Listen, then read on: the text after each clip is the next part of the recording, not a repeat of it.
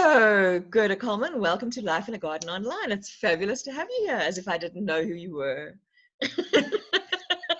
Nice to be here, since I invited myself. You did. I thought that was very forward and very proactive and absolutely fabulous of you to do. Really? Yes. Yes. You were on the list. I have a list of prospective speakers. Oh. And you were actually on the list, so you just beat me to the invite. Really? Oh, no. Yeah. Aunt Gerda's glasses, just spectacular, everybody. I absolutely love them. I guess they're not readers, eh? They are readers, and they were from Dis-Chem, and they cost about 100 Rand. So aren't they fabulous, eh? God, they're readers. I have to go get a pair. Look, they're blue and they're red.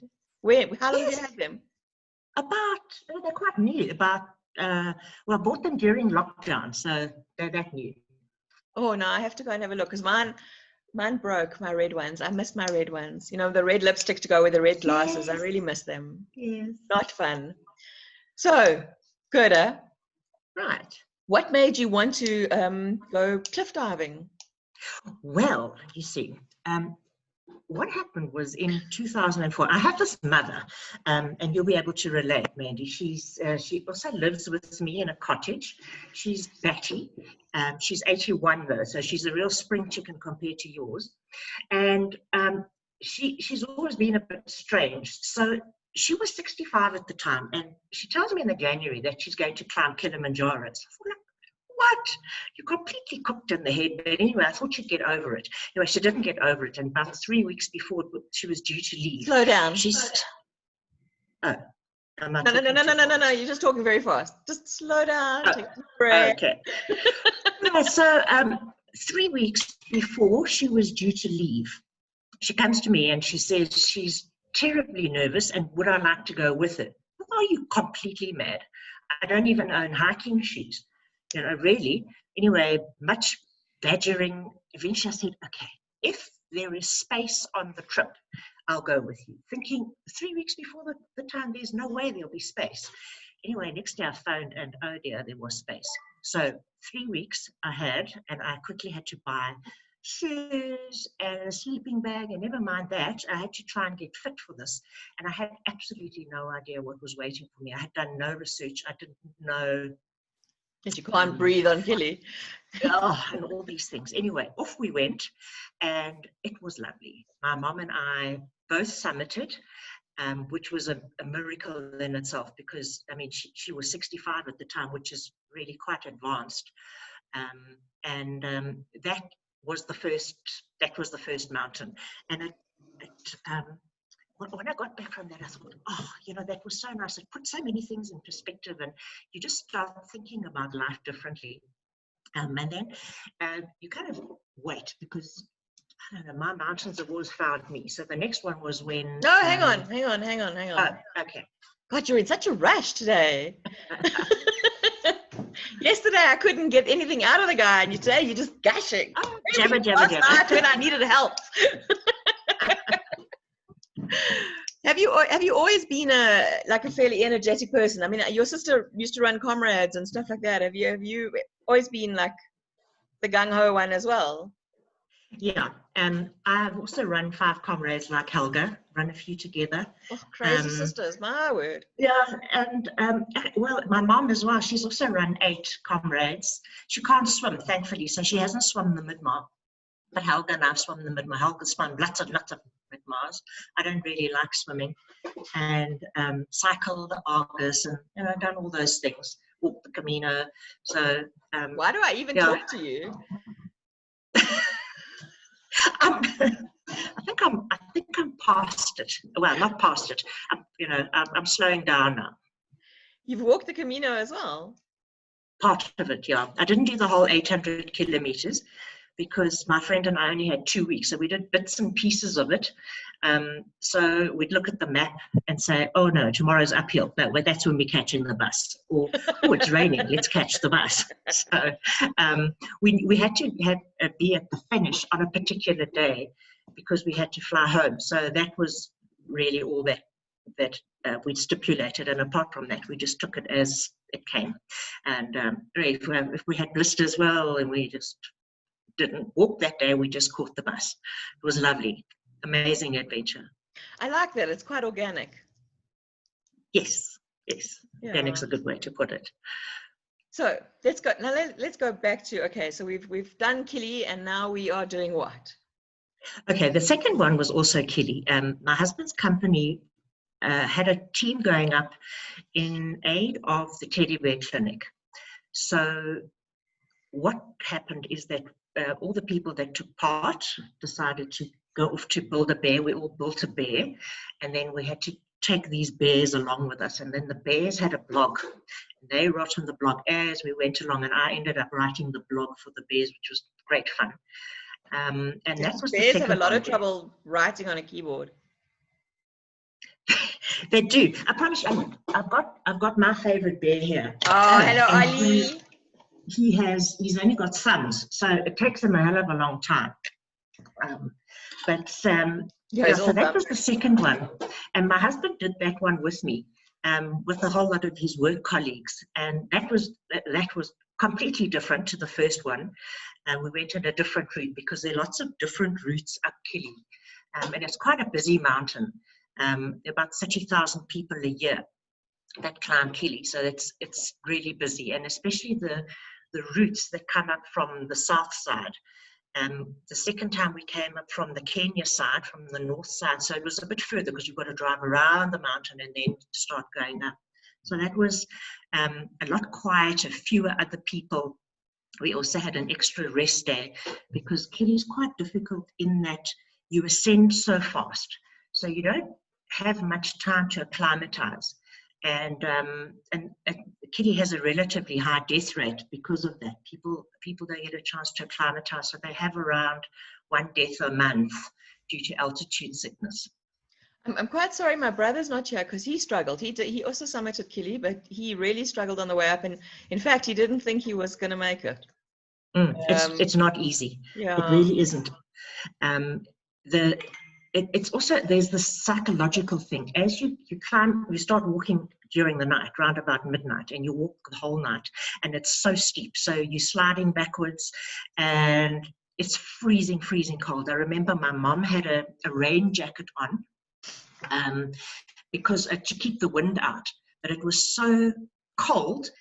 As we got closer to the top, she took this rain jacket off because now she was getting too hot, and her sweat had frozen on the inside of the rain jacket. She shook it up. These shards of ice, which looked like glass, fell out. Sorry, I've got such hay fever. So the psychological thing is that you walk all night, then you get to the crater rim, because it's a volcano. So you get to the crater rim, and then you say, well, now where's the summit? So it's over there, and it looks like it's about 100 meters. Meanwhile, it's going to take you about 2 hours to get there because at that altitude, you really move so slowly. It's the most uncanny thing. Is it like walking through sludge? What's it like? No, you know what? It's like you're very unfit. That's what it feels like. So when they say there's no oxygen up there, it's not like you battle to breathe. It's just that you've got every day you get unfitter. So eventually you get to the stage where you roll over in your sleeping bag and you're puffing and panting. And then you need to get up and go to the loo, and you think, is this really necessary? Anyway, much puffing and panting, and off you go, trip over a few tent pegs, make it back, and then you puff and pant for ages before your heart can slow down kind of normal. It never slows down completely. Your heart pounds like crazy at altitude all the time. Okay, that's a bit disturbing. I don't think I'll be doing that anytime soon. You think? Never says ever. It's not on my... Listen, I'm approaching your mom's age when she did that. It's not on the cards at the moment. or in the future. Yeah, and you know what? I want to go and do things like go and visit the gorillas. I don't know about climbing Kili. It's not... Yes. Something that you can do in a bus, eh? Yeah, it looks something that requires walking, not too much walking, but something that's gentle and may kill me, but the chances are less of killing me than climbing Kili. Just 1,000 people a year, hey? That's 82 people a day, just by the way. That's 30,000. Yeah. 30,000 years, 82 a day. Yeah, and in fact, people climbing Yeah, it is. And then they've got seasons because it's on the equator. It's always summer, but they've got a wet season and a dry season. And the dry season is around about October to February, March, and then it's the wet season through our winter. So fewer people go in during that time just because it's more unpleasant. And I'd climb the highest mountain for you, except there's too much uphill. Chris. Oh, Chris. Yeah, that's right. No, it is. When you're doing the normal hike, the uphills and downhills. When you're climbing mountains, it's just uphill, so you don't have to worry about looking for a downhill. Except when you come down. Yeah, and believe me, coming down is twice as difficult as going up. It's I always heard that, and it's definitely the truth, because when you are, for example, running a marathon, you're going to run 42 kilometers, there's going to be a finish line, and you're going to be finished. So when you're climbing a mountain, subconsciously you think, when I reach the summit, that's it, I will have arrived and everything will be cool. But then you forget that you are only halfway and you've got to come back down again. And by that stage, you are generally so knackered, mentally and physically exhausted, that when you come back down, and you've got to be so careful not to fall, generally you tend to go down much faster than you came up, and that's where most accidents happen. So down, for me, is a million times worse than up. How long did you stay up for?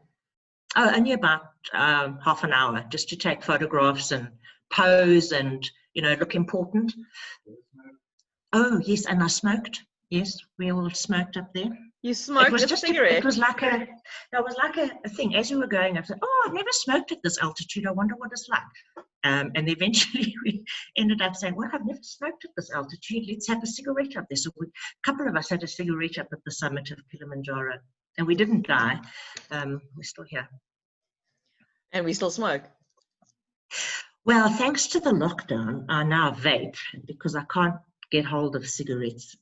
So NGZ has one, in a way, because I'm not even vaping anything with nicotine. So, well, I suppose I'll live longer. It wasn't the plan.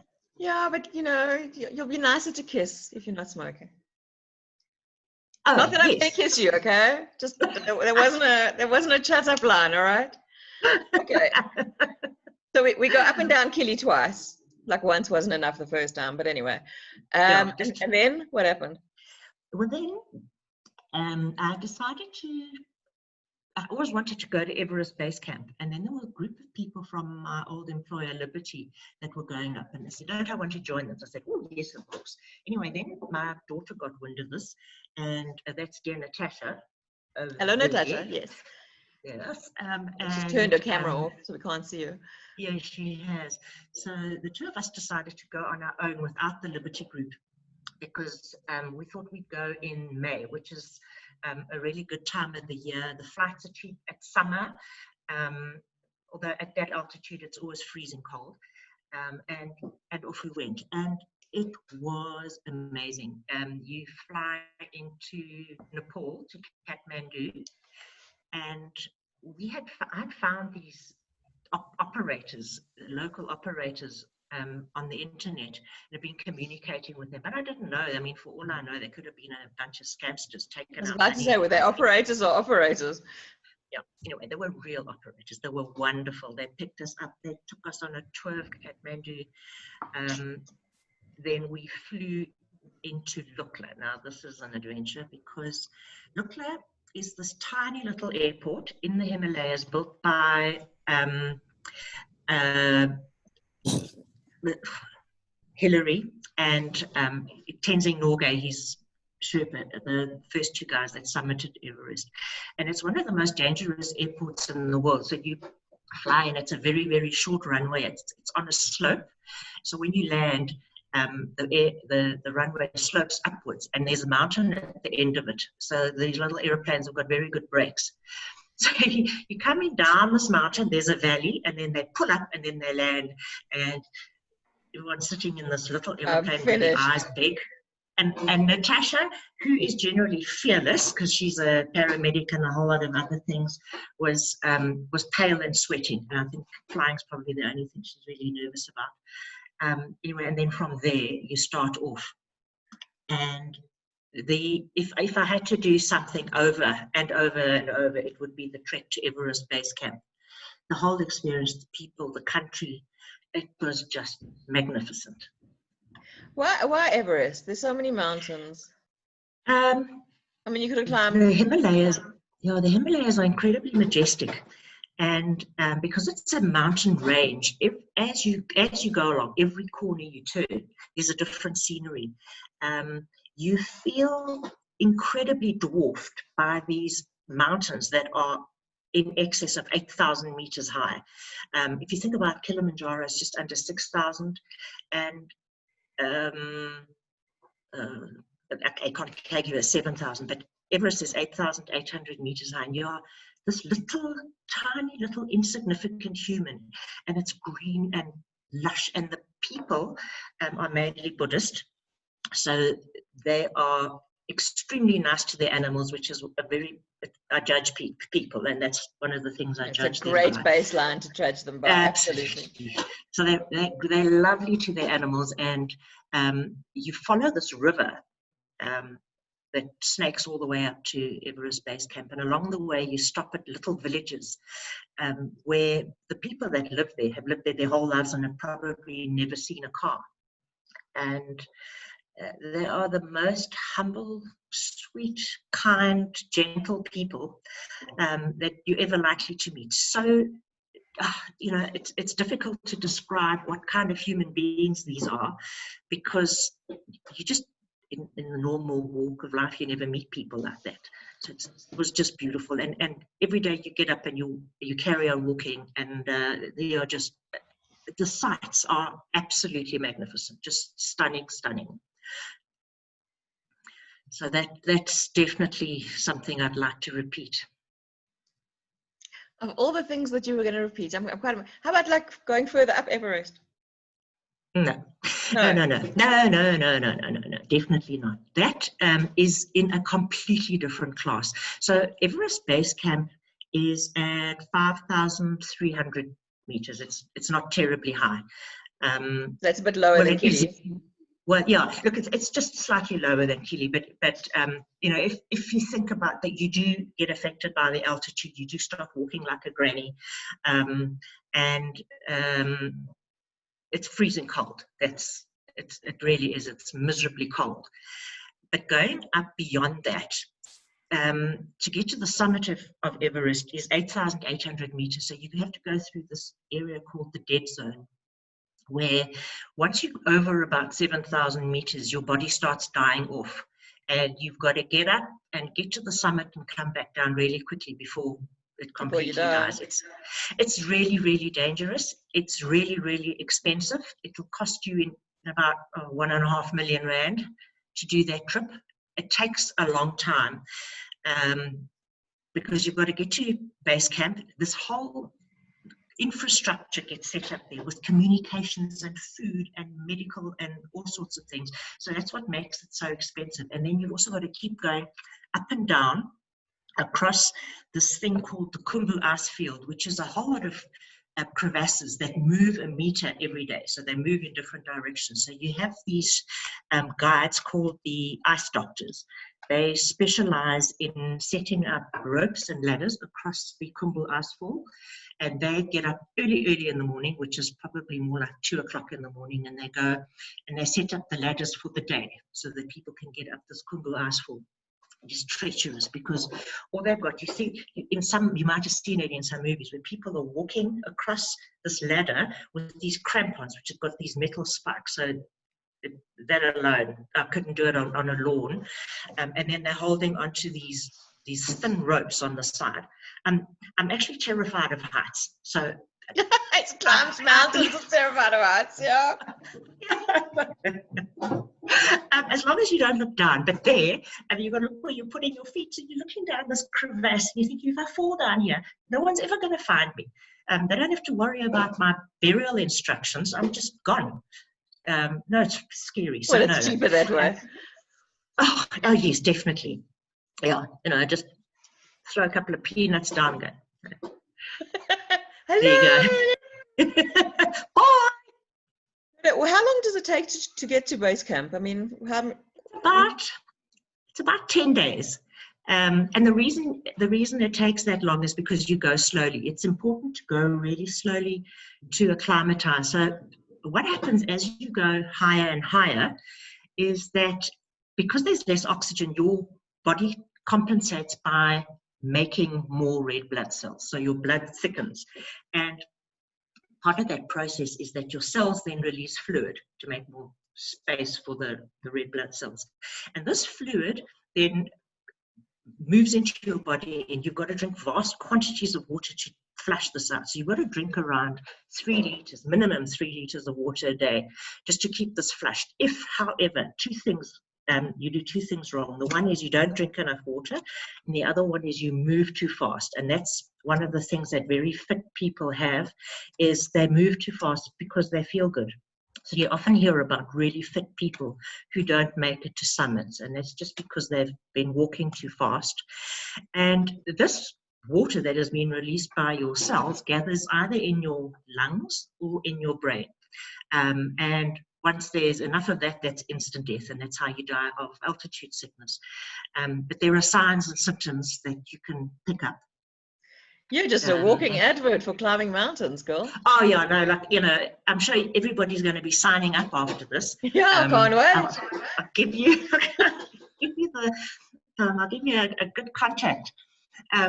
But the other strange thing is that there's no telling if you've been up to altitude before and you've been fine. Doesn't mean the next time is going to be fine. There've been porters and Sherpas going up Everest who've been up 15 times. And 2 years ago, I know the one chap who'd been up 15 times, right up to the summit 15 times, died of altitude sickness just outside base camp. So you just never know. And another example was when Natasha and I went the first time. She was fine. We were both absolutely fine, feeling wonderful, went up to base camp, came back down. And then 2 years ago, and I'm jumping ahead now, we went again, and Natasha got altitude sickness, she had cerebral edema. She started projectile vomiting, and we had to get her down as fast as possible. So she was airlifted down all the way to Kathmandu and straight into hospital. And only by the time you reach a lower altitude, you start feeling better. And that's really the only way you can cure it, for sure. I mean, there's medication you can take, and there's stuff called Diamox that all climbers take to prevent and cure it, because it's like, in fact, it's something for glaucoma.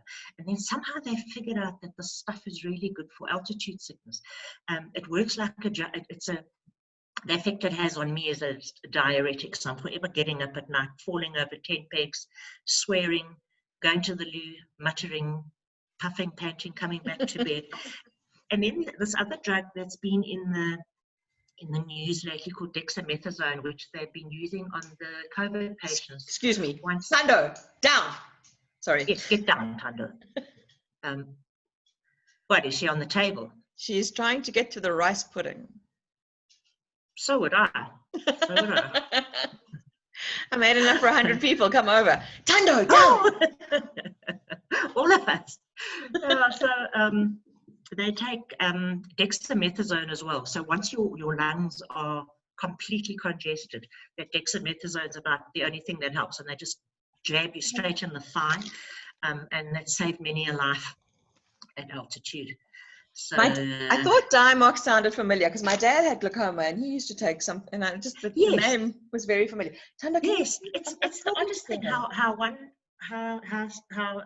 particular drug can be used for something completely unrelated. Sorry, my child wants my attention. This is very unusual. She's normally quite quiet during. Oh, okay. She's right here. Hello to everyone. Hello. Hello. Hello. Hi, Tanda. Hello. Okay, now go away. Okay, go away. Go lie on Mandy's bed. Yeah, go lie on Mommy's bed. Go and do something else. Bye-bye. Clearly, it's not going to happen.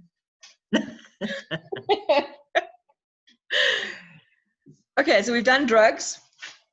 apparently. Okay, yes, we've done drugs, we've done altitude sickness. So what happened? So we hiked to the base camp of Everest. Yes, And then do you hike back or do you fly out of there? How does it happen? No, you walk back, and it takes you forever and a day to get there, and then it took us 3 days to get back. So you end up walking about 20 kilometers a day all the way down, and that's because you can, and you don't have to worry about altitude sickness. It's very exhausting. So by the time you get back down to Lukla, where you flew in from, your legs are really strong. Remembering, of course, that you're carrying a backpack as well. Now, with Everest Base Camp, what's interesting, a lot of people think that the people that carry your luggage are Sherpas.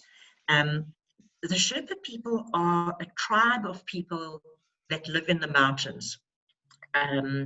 Sher means north and Pa means people.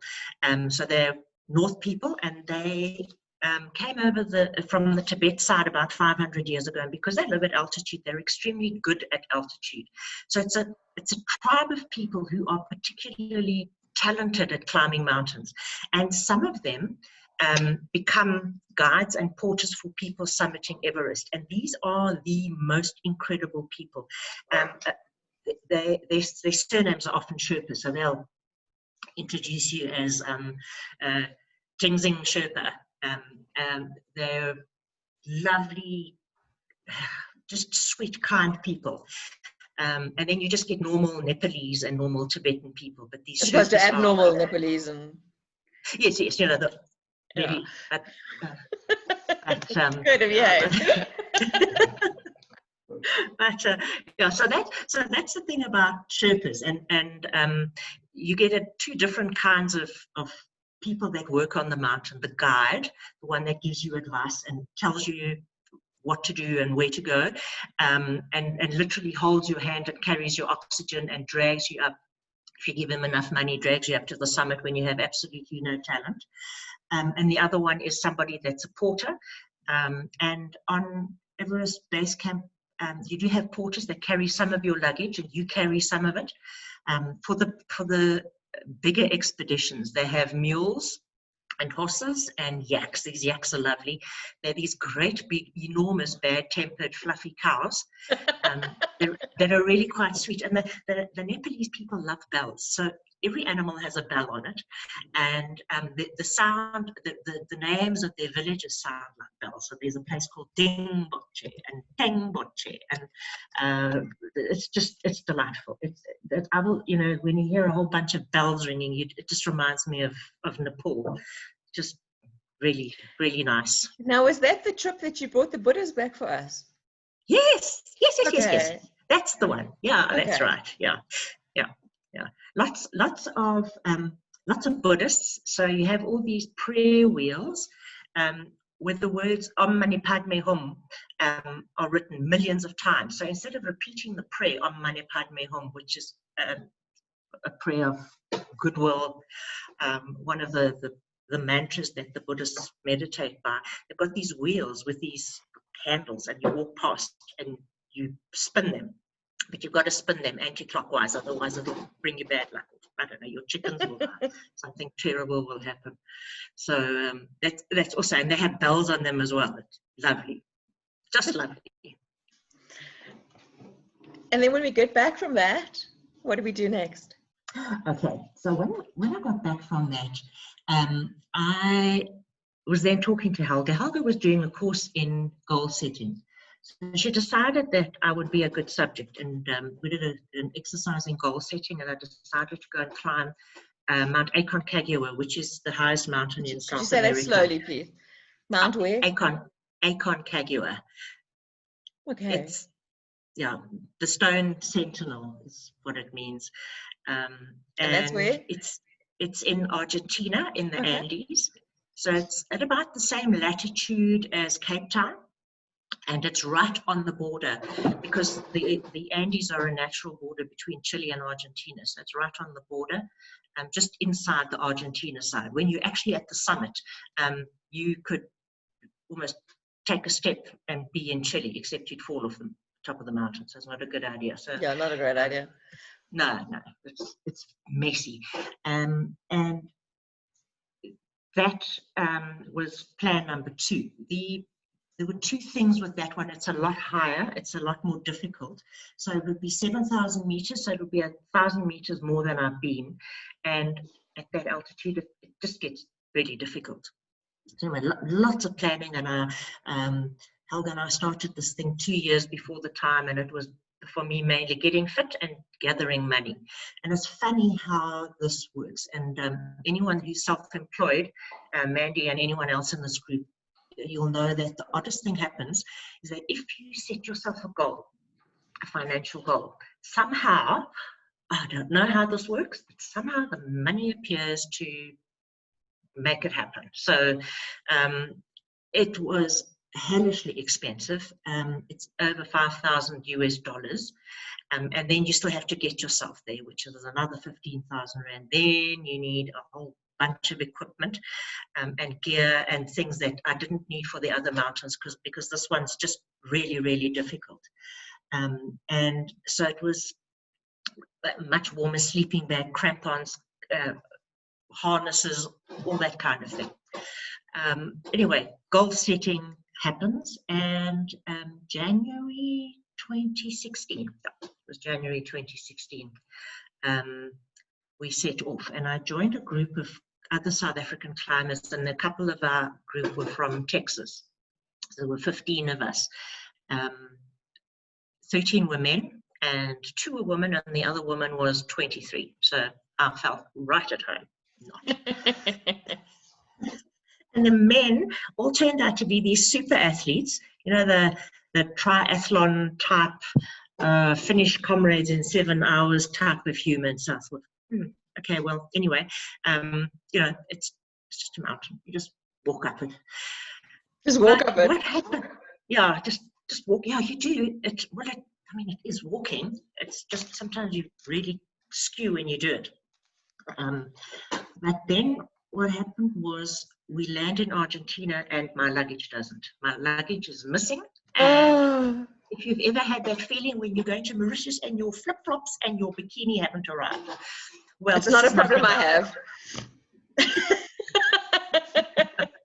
Oh, I tell you, well, this was a million times worse because the stuff in my bag had been lovingly and expensively collected, and everything has a purpose, and you really got to put in so much planning and preparation that I felt physically nauseous that my stuff had got lost. And me with my broken Spanish, well, it was a phrase book when I was trying to communicate with the Spaniards, and then it turns out my luggage was actually in Brazil, in Sao Paulo. So now there was a Spanish person who couldn't speak Portuguese trying to speak to a Portuguese person, and in the end nobody knew where my luggage was. Anyway, it was gone.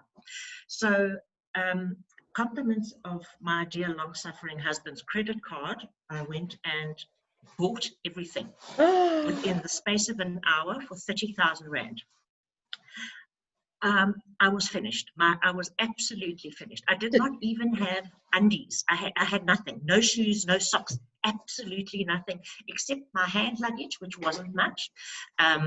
So I had the underwear I was wearing. And did your luggage ever turn up?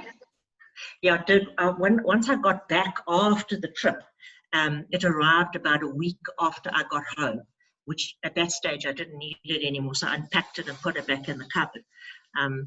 But I have now, I've got lots and lots of gear. So if anybody's ever climbing any mountains, I have lots of gear, duplicates of everything, which I suppose will never really go to waste, but that was quite something. Anyway, so, you know, you don't want to be like a stick in the mud and complain. So we can always do Melville copies if you want. Yeah, I'll do that.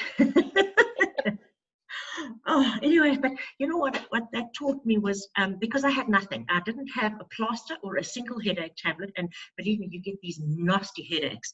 So every morning, then I'd go around the group, and I didn't want to use one person's supply of headache tablets. I'd go around the group.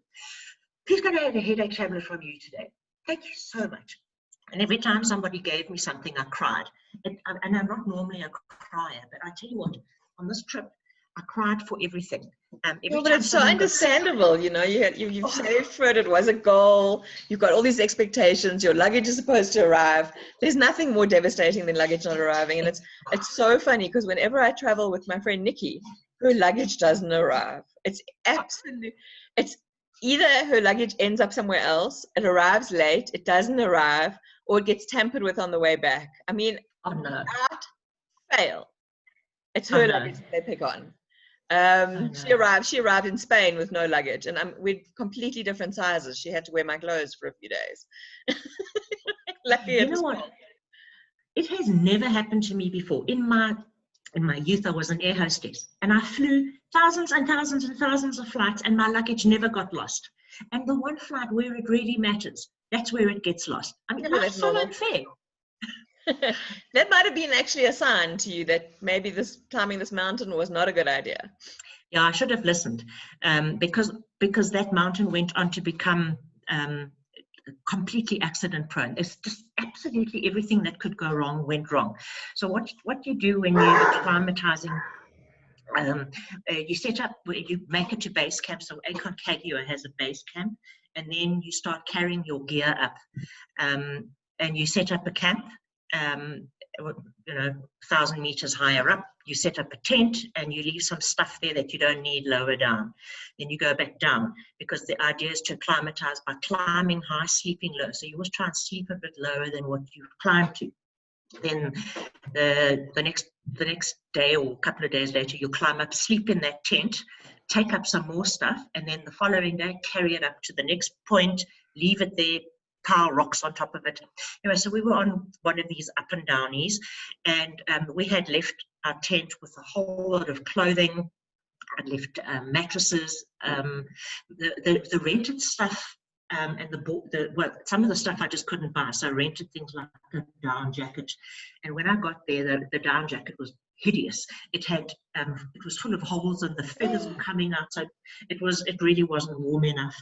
And one of the other climbers had turned around because they weren't feeling well, and the guy from Texas, he gave me his North Face down jacket. I mean, this thing must be worth about 10,000 Rand.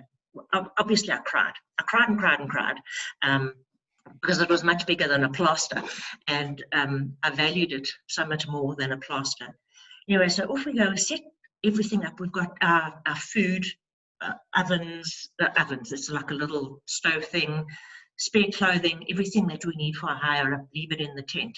And we come back down to do our acclimatization, and that night there is this almighty storm. And wake up in the morning thinking, oh shit, what happened?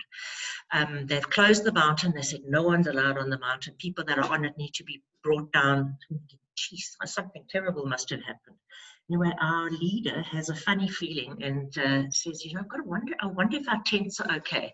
No. I hadn't even thought of that, because we put rocks in the inside of our tent to weigh it down on the floor and all around the outside. I thought, oh, obviously, not much can happen. Anyway, because no one was allowed up the mountain, they sent up some mountain guides with a camera, took photographs, and everyone's tent was there, and 2 tents were missing. One was mine, and one was another chap in our group, with everything in it. The brand new down jacket that I'd cried so much for, the food, everything, mattresses, gone. But they found the tent. It was shredded like one of those little, those light curtains that people put on their balconies. That's what this tent looked like. Gerda, the universe was speaking and you were not listening. Exactly. Anyway, not to be outdone, beg, borrow, steal, another tent, more clothing, made a plan, because this was a goal and I'm definitely going to go. So off we set. And we go up, re-pitch our tents, and as we start pitching our tent, this blizzard hits us, and we just managed to get inside our tents, and we stuck there for 40 hours. So I'm in this tent with these 2 large men, and it's a tiny tent, so it's shoulder against shoulder, and there's nowhere to go. You just lie there for 40 hours. So now, what happens in 40 hours? You do need to go and have a leak. The men thankfully have a handy appendage, and they had what you take. This is another subject entirely. People who don't want to listen to the ablution block side of mountain climbing, you can just mute me for a minute, but I just need to explain. This is another thing that's going to make everybody want to go and climb a mountain tomorrow. So what you do is you have a pee bottle so that you don't have to get out of the tent if you're snowed in like this. And while men have a handy appendage, women have you can buy these things that's a funnel so that you also can use a pee bottle, because otherwise a pee bottle is quite impractical for a woman. But my appendage had also blown away, along with my pee bottle, and I couldn't borrow another appendage and another pee bottle. Yeah, they're not detachable, those appendages. And there weren't enough women around, and they didn't want to lend me their appendage. So no, it's not something you want to be borrowing. No. So I just stopped drinking and just knapped. But eventually I did have to go outside. But now you're sharing a tent with these two huge men who do need to use a pee bottle, and then every time, they say, right, just close your eyes, and really all you do is you go onto your knees and the rest of it dive to one side. Go, okay, that's the way you do. Oh, good. I'm horrified. I couldn't. Yeah. I don't know how the other thing is, I mean, one of my biggest fears is getting stuck in the lift and needing the toilet, Your sister will know all about the toilet with MS. You want to go to the toilet quite often. Well, yeah, an easy way to handle that is an adult nappy in your handbag permanently. So there's a tip for free. Permanently. Yeah, also it's good for getting stuck in traffic. Keep an adult nappy stuck in your handbag. If you get stuck in traffic and you need a wee, there you go. Okay, let's just change the entire. Okay, hang on. I need to regroup after this conversation. I'm a little bit. Okay. Okay, yeah. So 40 hours later. Yeah, 40 hours later. It's still blizzarding, but now by this stage, I have. I'm quite hurtful. I really am. I'm utterly frozen. We had, because now we lost all our mattresses, so we didn't have a mattress each. It was pieced together, and we were so cold and miserable. And because all our food was lost, we were now sharing with the others, and we were running out of food. We'd lost a whole lot of days because of the storm, and we were going to be losing rest days further up. And I didn't have a down jacket. And what happened was, it's a algorithm, isn't your head and your legs are not in the same team. So what that means is that your mind just isn't in it. And for me, carrying on just wasn't important. I actually couldn't be bothered. All I wanted to do was go home and crawl under my nice duvet and just tell the world to bugger off. And I wasn't interested in roughing it or anything. I was just so over being dirty and weeing in a bottle and all this nonsense. I just wasn't interested. So I turned around and I went back down to base camp on my own, and the rest of the team carried on, and they summited and came back. It was three or so days later, and I waited for them at base camp. And then we all went down together, and then we reached the end of the trek, and then a bus would come and pick us up and take us back to the town where we fly back from, called Mendoza. That's where we flew in and out of. So it's this tiny little place. Looks a lot like Stellenbosch, right in the south of Argentina. But when we reached the bottom of the mountain where the bus is now to pick us up, the bus driver says, well, we actually can't get back. There's been an avalanche, and there is one road back. Kidding. And this avalanche has washed the bridge away. So at this stage, I think. Finished. Okay. Now, this for the rest of the team was the only thing that's affected them. So, for me, I was like, oh, well, what shit happens. We're going to miss our flights. And the others were having their first panic. And I was like, oh, it doesn't matter. And there were no communications. All the lines were down. We didn't know. So the only way we could hear what was going on was with the radio. And, of course, everything was in Spanish. So we had to, ¿Qué? What they say? ¿Qué? Eventually, it was a day and a half later, we got back, missed our flights, of course, had to rebook them at enormous expense. And then we found your husband must love you to keep forking out this money. The flight I managed to do off my credit card, but he just paid for the new gear. Poor guy. Oh, geez. I mean, 30,000 in an hour. I've never spent that much money so fast. You should have connected through Sao Paulo and picked up your luggage on the way back. Yeah, except at that stage, I'd now heard that it had been sent back to Joburg. So I thought, oh, well, fabulous. So I got back to Joburg and I said, hello, I believe my luggage is here. And they said, who are you? No, your luggage is not here. So I thought, oh, well, you know, quite frankly, I'm just so glad to be home. I don't actually care where my luggage is. And if it never arrives, well, that's just too bad. But then I did get it back. It had been opened and some tinkies were stolen. I had taken some tinkies and they were stolen, but the rest was all untouched. Yeah, because tinkies are, you know, high value. They were. You see, it was my birthday on the mountain and that was going to be the birthday cake. So that didn't go particularly well. It's a birthday to remember. Yeah, it was. That was when we were stuck in the tent. That was my birthday. In this bloody blizzard, and you're lying there and the tent's just going woof on top of you, and then it pops up and you think, oh, it's going to blow away. It's just going to tear off around us. But it was, I don't know how you did that. I'm sorry. I really don't. But you know what? The thing is with things where it goes wrong, you learn so many other things.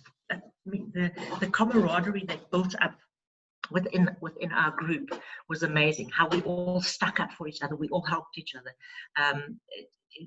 You know, you get to know people on a completely different level when you're doing a mountain compared to somebody that you work with for 10 years. It's just, you know, after spending 3 weeks with someone on a mountain where you are a bag of jangled nerves and your emotions are raw and you're filthy. That's the other thing. To climb mountains, you need a very high tolerance for discomfort. You must be able to put up with not showering for 3 weeks and that sort of thing. And I promise you, it puts life in perspective. Eventually, you don't care that your car's bumper got scratched. It really doesn't matter. It's funny, I don't care about stuff like that at all. In fact, if I ever get a new car, I go and I scratch it. It's the first thing I'll get it home or whatever, and I'll take a key, and then when you can't see it, I'll go like underneath the bumper or whatever, I'll go and scratch the car. Now it's done. It's over. It's irrelevant. Yeah. No, it does put things in perspective, because really, when you realize all you really need is a warm sleeping bag. It must be dry if possible. So water, food isn't even that important, but water is really important. And that you're warm and safe. That's really it. So when I came back from this trip, and my mother, who's a real flapper, was flapping about all sorts of things, I was just rolling my eyes thinking, good God, are you warm and safe? Well, then what's the issue? It took me a while to get out of that mindset, because I realized that people were flapping about the fact that they bought a punnet of strawberries and half of them were rotten, and I couldn't relate to people's problems. I was very impatient. Not when you've been up against Mother Nature in all her glory. No. Okay, so what made you want to think, let me do this again? Yes, not to be outdone. You see, my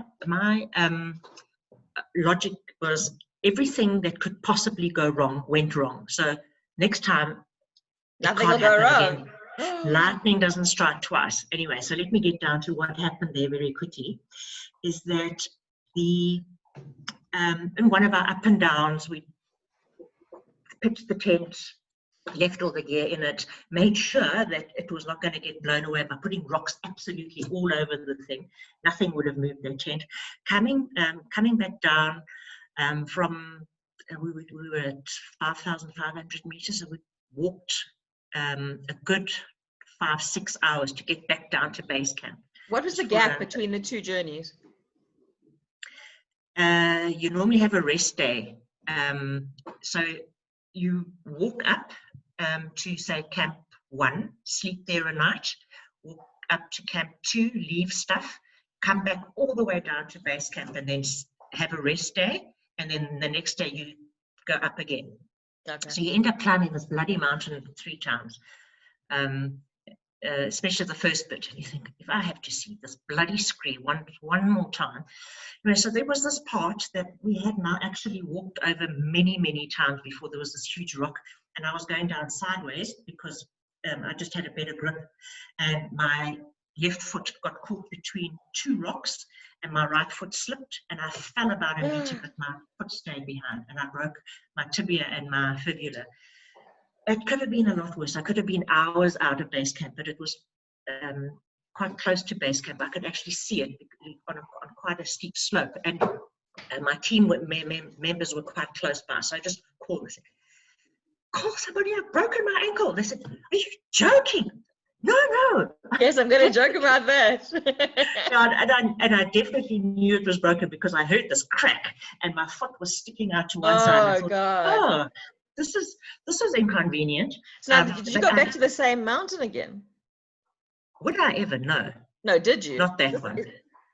So when did this ankle accident happen? This was the second trip. Okay, so when I went back. The one where I thought, right, nothing possibly could go wrong because everything went wrong last time. I learned that lesson. Broke my ankle. I learned that lesson at Really? the end of 2014. I said, this has been such a shit year that next year can only be better. Well, it got worse. And 2015 was even worse than 2014.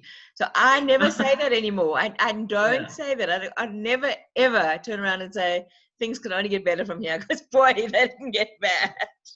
Exactly. I mean, think about the people that said that about 2019. I mean, what are they saying now?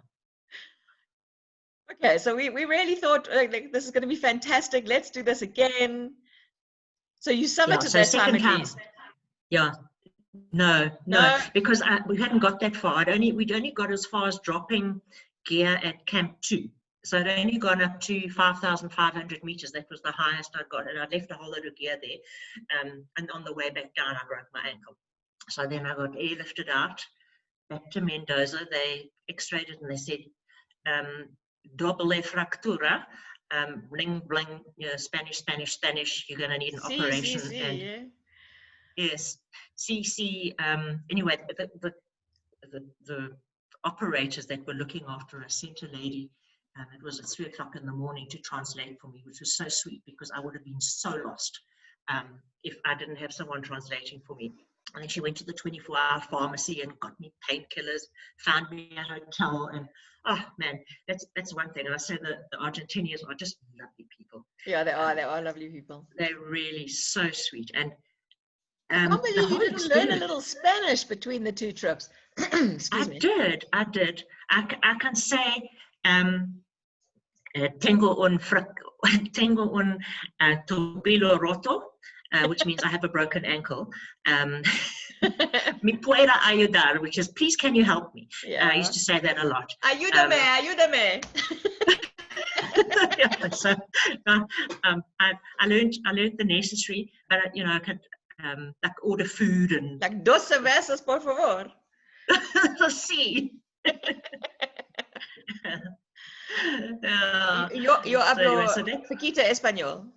Sí, yes. Just a poquito, no mucho. Yeah.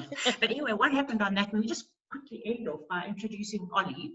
So the second trip to Aconcagua, where nothing could possibly go wrong, I decided to create awareness for MS. So between Helga, MS being multiple sclerosis, for anybody who doesn't know. Yes, MS is multiple sclerosis, not for like a mountain climbing thing, abbreviation for mountain sickness or something. So Helga, Natasha, and Helga's daughter Tracy and I decided to get a bear who was going to accompany me up, and he was going to be the MS mascot. So this is Ollie. He went everywhere with me. He was strapped to the back of my backpack when I fell and broke my ankle. So he's been everywhere. He's also got his own Facebook page, and he posts things really to create awareness about MS and what MS is all about. So that's Ollie, and Ollie's become quite a well-known bear because people with MS take him places and they send back photographs. And Ollie was supposed to go to Israel this year. Exactly. I even bathed him so that he'd be clean. So whenever you go, I'll bath him again. Yeah, but he doesn't like that because you hang him up by his ears. He complains about that, like here I am on the line and she's hung me up by my ears. And I'm naked. Naked as the fur I was born in. Yes, exactly. Yeah. But oh yes. What have the mountains taught you? Oh, so many different lessons. I actually had to write them down because I had to give a good old think about it. The one is when you think you cannot, when you are so tired, you can't. Whatever situation, because this doesn't only apply to mountains. When you're in a situation where you think, you know what, I just can't, you actually can. You can 6 times more. You'll amaze yourself. So in life, your mountains don't get smaller. You just grow to meet them. And everybody's experienced this. When something happens, you think, I can't. Somehow you do. You just don't have a choice. The importance of planning everything is another lesson I've learned. Plan, but don't try and control everything, because things will go wrong and you just need to be flexible to deal with whatever comes your way. So just adapt and improvise.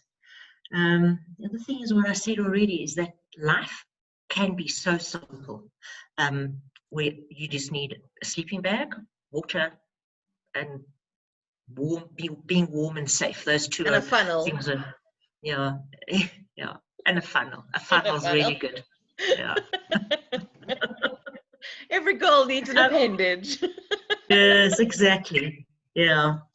What is the other thing? Oh, I also learned that the world doesn't stop turning if I don't check my emails and Facebook 10 times a day, because you can't. And you come back and you go, oh, look, our business is still alive, and no one's died, and Facebook hasn't collapsed. So because I don't know, we become so reliant on. We're information hungry, and we've got terrible FOMO. You don't want to hear that there's been an explosion in Beirut from someone else. You want to find out about it yourself, and you want to find out about it first. So we're always, on the news, checking things. And well, I speak for myself. Terrible FOMO, and I, need to find out things. And you get back and you think, you know what? Does it matter? Does it really matter? Yeah, does it impact my life if there was a bomb, the explosion or a Yeah. bomb? There's a fabulous article that I shared this evening on Facebook, written by somebody in Lebanon, just saying, like, if it was this, or if it was that, or if it was this, what would you do about, just like the different aspects of it, and examining it from the different sides. I mean, my first thing is, here we go, they're going to blame the Israelis. Like, let's blame the Israelis. I thought, oh, here we go. But the Israelis wouldn't do something on that scale. There is no way. They would just take out the target that they, were specifically wanting. And there's peace in Lebanon. And so, yeah, jeez. Yeah. No, frightening, but just frightening. That is one of the most scary things. The thing that I'm amazed is that not more people are dead. Yes. I mean, because if you look at the area of devastation, it's massive. And there's only like 100 people or so dead, unless they're just people that have been pulverized, and nobody knows that they're missing yet. But the massive devastation that's there is absolutely frightening. Yeah, it's just unexpected. It happened in a split second. That's why it's so important to live your life. Exactly. Just do everything you want to do, live your life, climb a mountain. So is there another mountain you intend climbing? You know what? Oh God, what you going to say? Well, you see, I had a knee replacement in March, and I said, right, never. And I've only just started walking up and down stairs without holding onto the handrail. So I've made huge progress, because that was quite a biggie. And if you go to Clearwater, the stairs down Woolies, it's like they're quite far. And I actually walked down there without holding onto the handrail the other day. So major victory. So I think I might just like to go back to Everest Base Camp. I don't. That's just something that's crept into my heart. The others, no, thank you. No, too much PT. Really couldn't be bothered. I'm past that. So your kind of mountain climbing, it doesn't include like attaching ropes and swinging from one face to the other, does it? No, definitely not. Because you basically want to walk a mountain. Yeah, some of the mountains we have to be strapped in with harnesses, because if you slide down, Tracy's going to come with me to Everest Base Camp.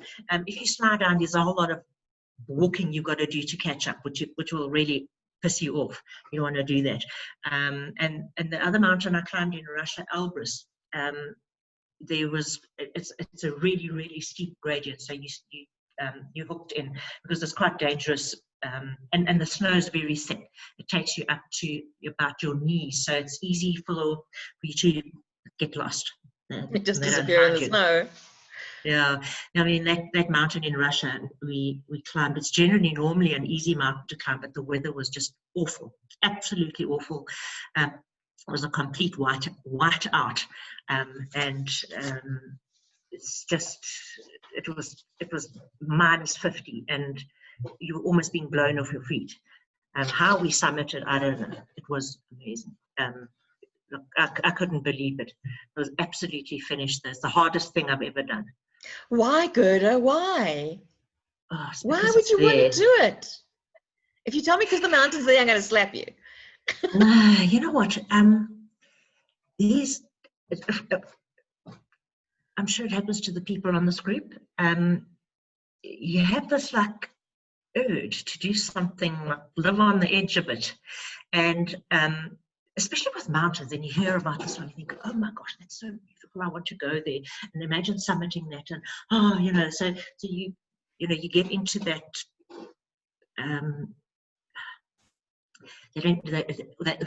those people, the mountainy people, and some of them, I mean, most of them are just incredibly beautiful. People of the mountains. No desire, and I have no desire to go bungee jumping or deep sea scuba diving. I don't know, but mountains just do it for me. I suppose it's like crocheting and tapestry does it for other people. I don't think there's any comparison between climbing a mountain and doing a tapestry. I'm really sorry. I have absolutely no desire to climb a mountain. I mean, I climbed Masada. That was enough, It was more than enough. Oh, well, look, there you go. Yeah, and the stones and things that you like shimming down. I don't like coming down things because I fall. That's me. Yeah. And I remember hanging off in Israel at the same time. I remember hanging off the edge of a cliff, and the guy said it had these loops that you had to put your foot in, just like a rope loop. And he kept saying, "Put your left foot in." I said, "I am putting in my left foot." He said, "Put your other left foot in." Like, no. Oh my word. Maybe when I was younger. I mean, I've whitewater rafted. I've climbed out the gorge. Never again. I've done it. It's just I don't have that thrill seeker in me. I would rather go to a nice craft market. In fact, when we were in Mexico, we went Mexico City. There's a pyramid outside Mexico City called Teotihuacan. There's a nice word for you to learn. And yes. On the way there, Kim said, "Will you come up with me?" So I said, "Of course I'll come up with you. What the hell, Anyway, we got there, and we're now standing at the bottom, and we're going, "Look, it's up there." I said, "You remember when we were smoking in the garage this morning at 2 a.m. because you guys couldn't sleep and we were freezing our asses off, and I was taking one for the team, standing there with you? This is yours. You're doing one for the team. You're on your own." And we watched her climb up, and we watched her climb down. It was like, it was horrible. There was no way I was climbing. So yeah, I'm not the climbing person. I don't do the climbing thing. So we're very proud of you that you can do it. Chris wants to know. It's not climbing. It's walking up steep inclines. That's more like it. So, yeah, I've got one in my garden. It's the gradual slope of about 5 meters. Oh yes. Look, that's about what I can manage at the moment. Chris wants to know the rough cost estimate to get to Everest Base Camp. I've just read 7 Years in Tibet, and it got me fascinated in the people of the Himalayas. Yes. You know what the interesting thing about that movie is? Part of it was filmed on the way up to Aconcagua, of all places. So when we were going up to Aconcagua to the base camp, walk across this bridge that was built for the filming of 7 Years in Tibet.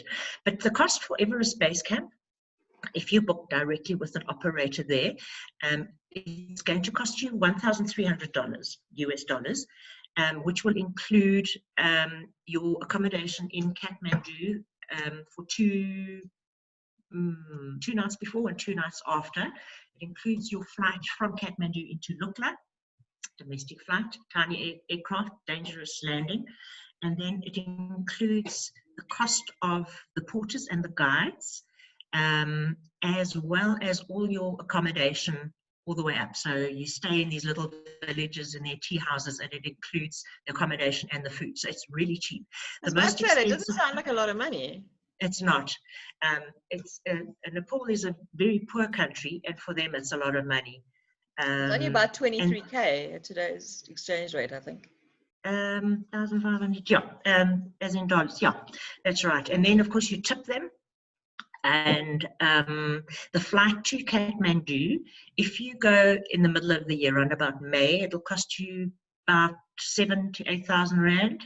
And if you go in December, because the second time we went with the family, it was myself, my husband, my son, and my daughter. We went in December because they couldn't get leave.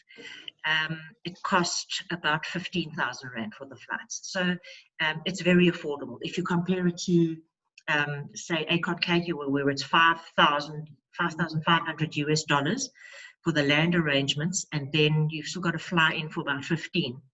It gets expensive. I can highly recommend Everest Base Camp to anybody, and anybody can do it. It is it's beautiful, it's doable, and for people that don't want to walk it, you can even do it on horseback. So Mandi, something you might want to consider? Do you think I would put this weight on a horse?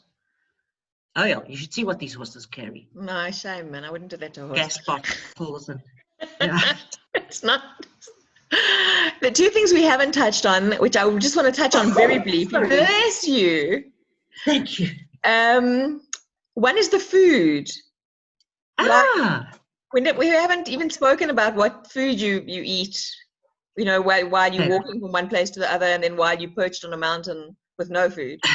Yeah, the food all the way up is always really good. Kilimanjaro, the porters carry the food, they cook it. You don't have open fire, so they cook it on gas cookers. You have potatoes, chicken. I don't know how they get the stuff. They provide you with full meals. They set up a mess tent, and you sit at tables and chairs. So these poor guys lug everything up on their heads. Incredible. So you have about a ratio of about 3 porters to 1 climber. They don't call us climbers, they call us guests, like you're a tourist or something. Well, you are, I suppose. You're touring the mountain. Yeah, to them. Everest Base Camp, for example, because you're staying in these called tea houses in these little villages, they have a menu, and you can have a whole range of things, but generally vegetarian things. It's meat is difficult to come by because it's got everything that's up there has to be carried up there. So it's lentils and beans and self-baked bread, yak cheese, which is delicious, porridges, all that sort of thing. Lots of ginger, garlic, lots of fabulous spices, but mainly vegetarian. And on the other trips, Russia and Argentina, it's also, you've got these mess tents where they cook. You think, how the hell do they do this? I know on Akon the food is flown in, the helicopters come and drop off big crates full of fresh food. So you've got fresh fruit and vegetables and all this kind of thing. They have these barbecues on these massive braais. I don't know how they cut their meat. You can't recognize any particular cut of meat, but they love their braais. And yeah, it's Argentinian. Oh my gosh, so good. And so base camp, we used to have braais. And then it's more interesting once you start carrying up your own stuff and you're staying in these little tents, the ones that get blown away. Then you get this, this dehydrated food that you stick water in and wait for it to grow, and then you can eat it. Or it's a sachet that you put in boiling water and wait for it to warm up. And that is a mission, because up there's no water. So you're going to go hunting for snow. You can collect so much snow, put it in a pot, and then you get so much water. And it's just a mission. Eventually you just think, if it's in the sachet, and I just have to warm it up, I'm not going to bother warming it up. I'm just going to eat it cold. It's just too much hassle. So and you hear, and chocolates and things are frozen so hard you just about break your teeth on them. But your appetite goes away up at altitude. So you're not two-phased. And the most important thing is to drink anyway. Okay. And then what Yeah. about shopping?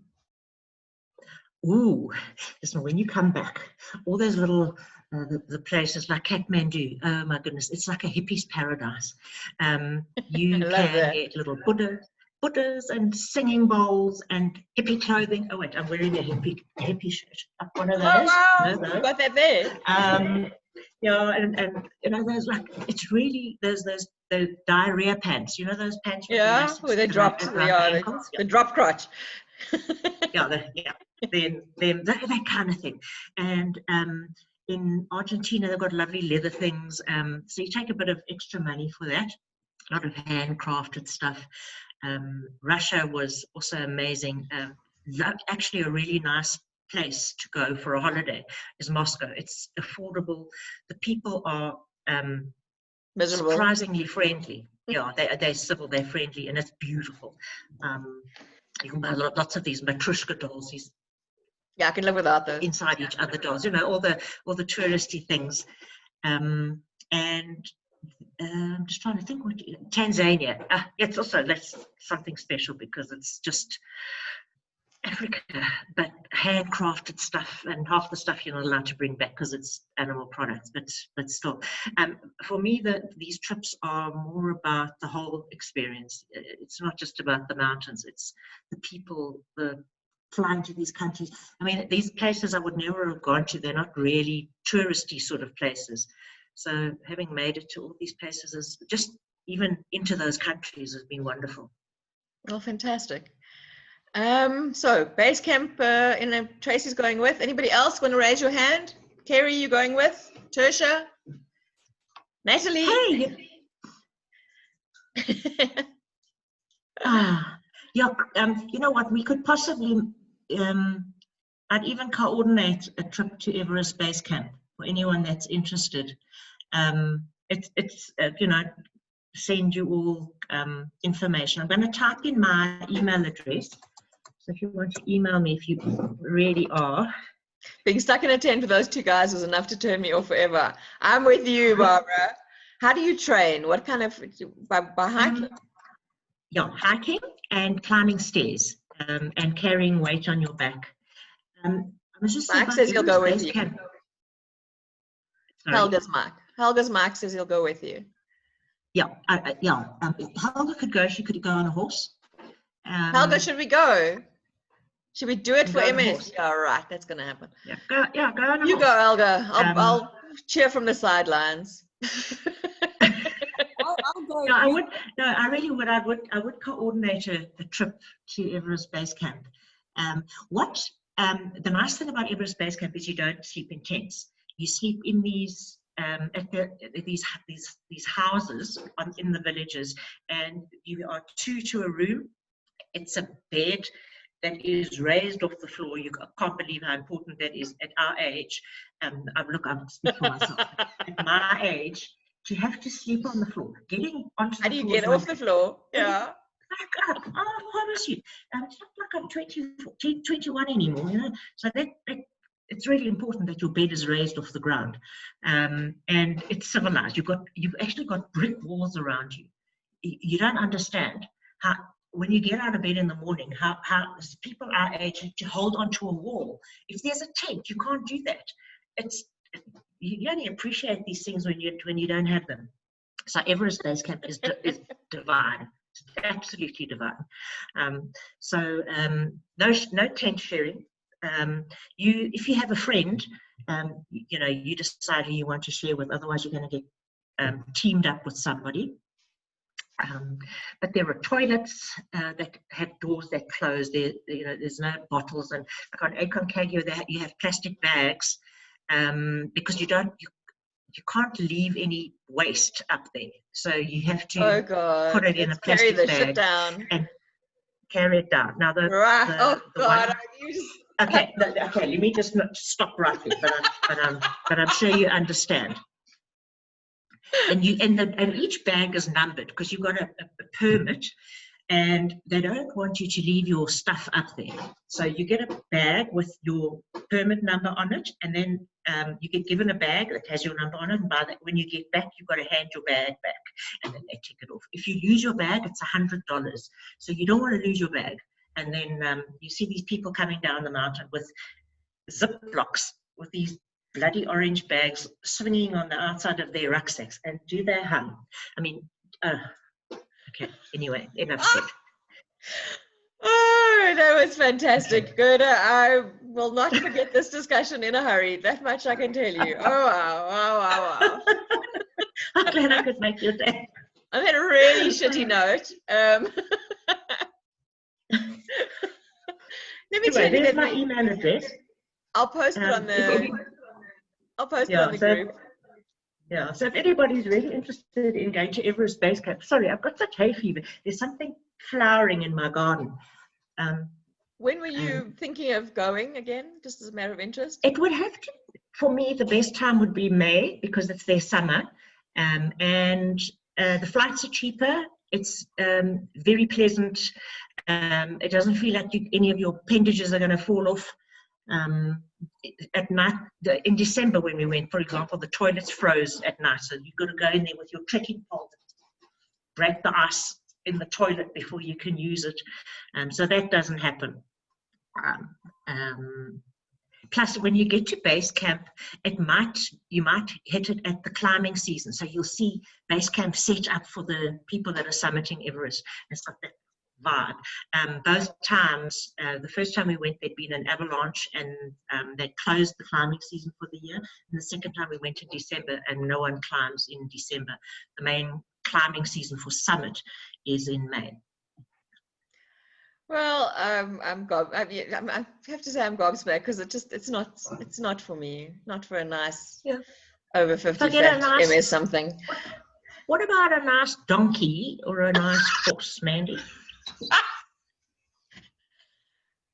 If he's good looking, I'm prepared to negotiate. But anyway, yeah.